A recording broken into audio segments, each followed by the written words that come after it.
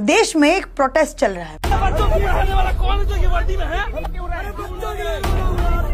बच्चों के लिए रो रहा हूँ, तुम्हारे बच्चों के लिए रो रहा हूँ।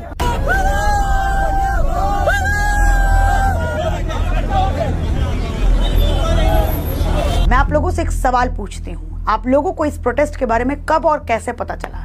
तो आप कहेंगे जब एक टीचर का हाथ टूटा तब हमें इस प्रोटेस्ट के बारे में पता चला। जब एक टीचर और पुलिस के बीच में जब ये बात हुई कि अगर आप मर्द होते तब आप ये वर्दी पहन पाते। मैंने पहन के 2017 में उतार दी।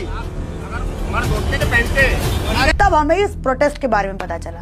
ये हमारा सबसे बड़ा दुर्भाग्य है।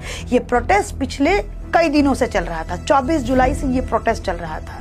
ये देख रहे हैं, ये हुआ है अभी।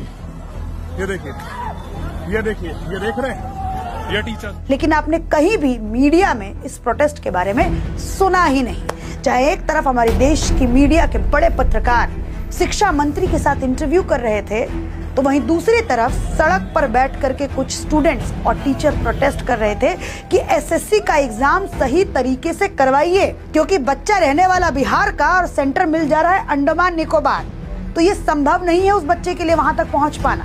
और एक ऐसे वेंडर को आप पेपर कंडक्ट करवाने का जिम्मेदारी दे दे रहे हैं जो 2020 में ही बैन हो गया, जो 2020 में ही ब्लैकलिस्ट हो गया, लेकिन उसके बावजूद वो 2023 में मध्य प्रदेश में जाके एग्जाम कंडक्ट कराता है और वही वेंडर जो है वो ये एसएससी का एग्जाम भी कंडक्ट करा रहा है। तो एक सही तरीके से एग्जाम को कंडक्ट कराने की मांग स्टूडेंट और टीचर कई दिनों से बैठ करके कर रहे थे, लेकिन हमारे देश की मीडिया और जो हमारे न्यूज़पेपर्स हैं उनमें हमने कहीं भी हेडलाइंस नहीं देखी।